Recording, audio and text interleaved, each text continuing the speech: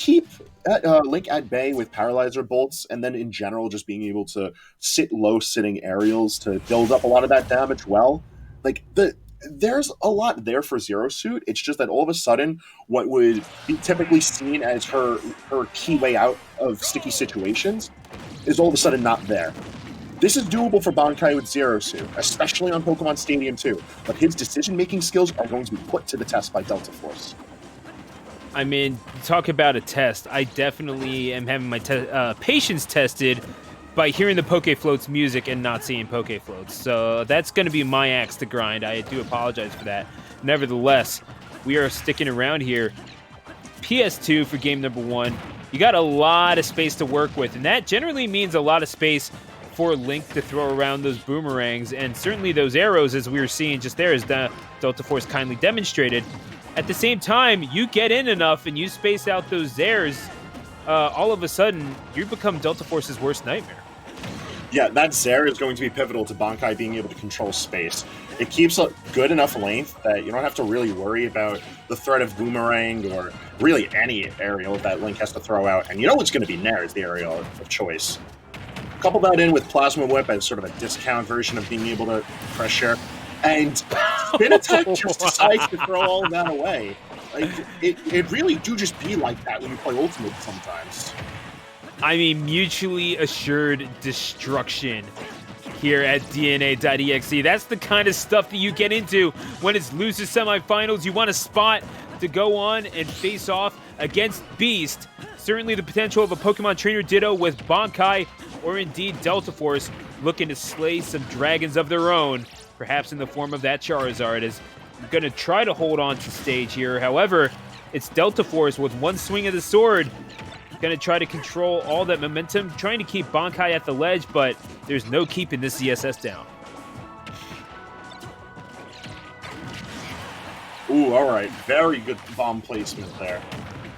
But again, Zair just leads such safe passage for Bankai to be able to push aggressively.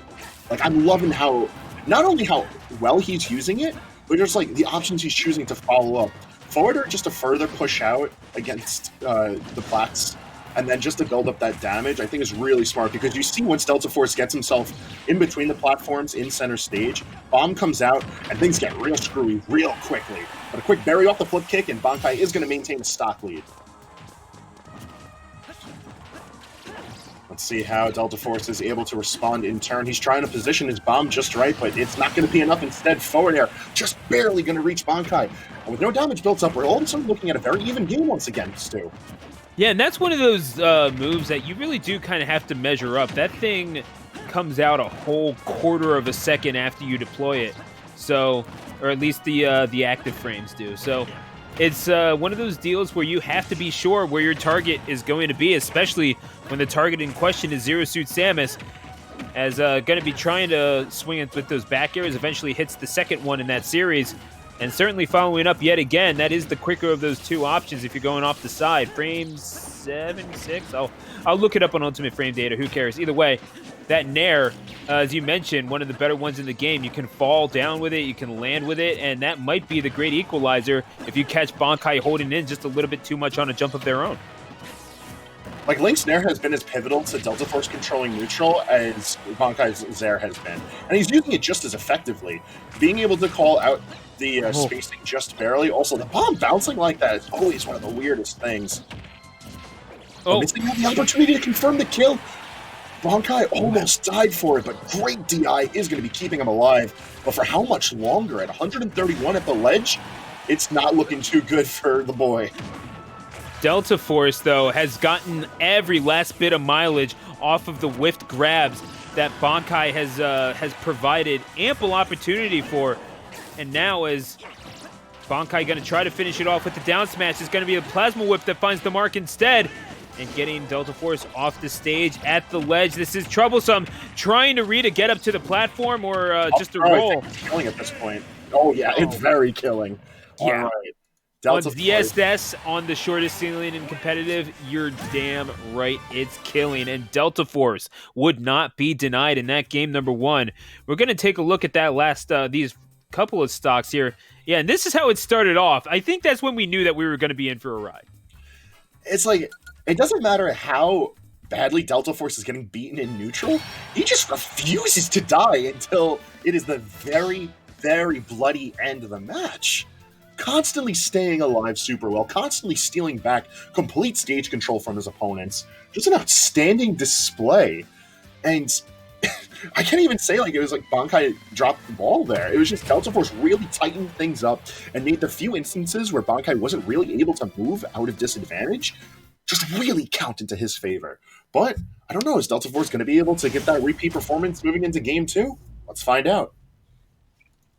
And this is going to be a decisive, certainly an interesting game number 2, because we're going to see how Bankai is going to... I mean, was it a matter of execution for them? It seemed like the game plan might have been sound. It's just eventually on that meter, you ran out of real estate. It's just one of those things. It's like I was alluding to as we moved into game 1 rather.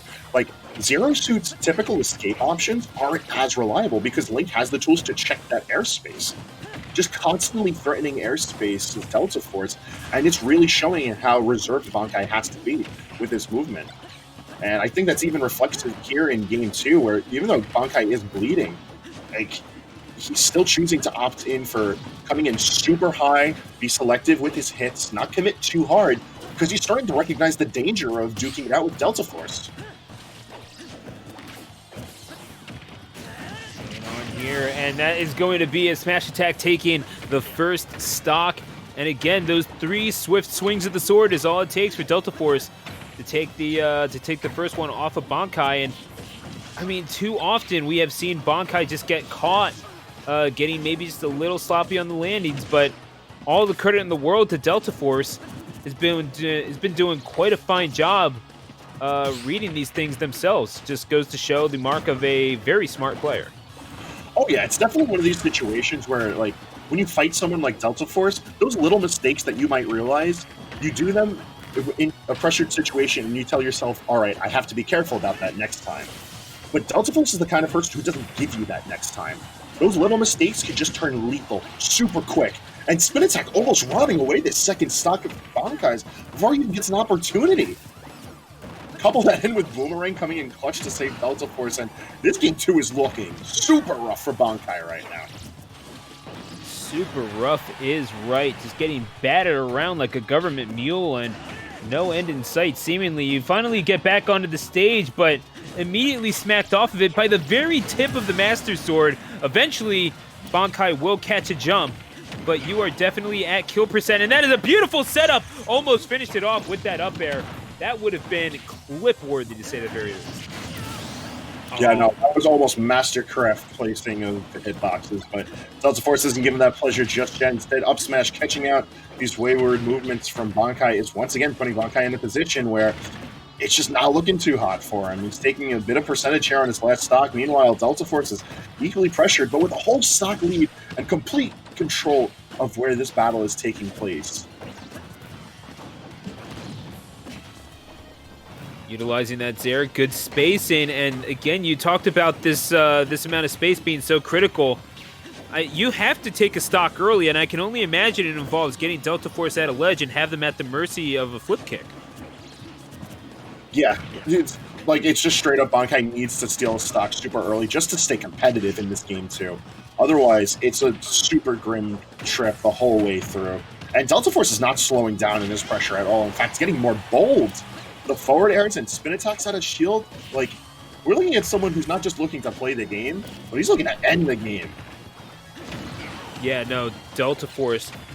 The taste of blood in his mouth and certainly looking to go in for the kill. The bomb gonna pop right up to Bankai, does well to avoid it, but there's only so many places you can go, and eventually the whole plan blows up in Bankai's face.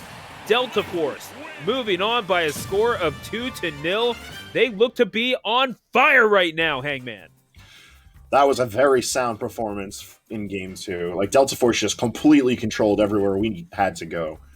The bomb, the boomerang, the arrows, and then the man himself. Just note for note, Delta Force did such a good job of limiting the movement options that Bankai had, be it from platform to platform, ledge to ledge, ledge to center stage, Bankai was paying the price in percentage each and every interaction. Yeah, and that's a tough place to be in, especially when you are someone like Bankai who relies so much on being unhittable. But Link is one of those characters that can limit your options to the point where you don't really have a whole lot that you can do out of a tough situation. So Bankai did well in this tournament, and well yesterday as well, finishing third at Xeno Wi-Fi's 63-man bracket there. It did quite well for themselves, but ultimately you just came up a little bit short, and that's a tough way to go out, I think. Oh yeah.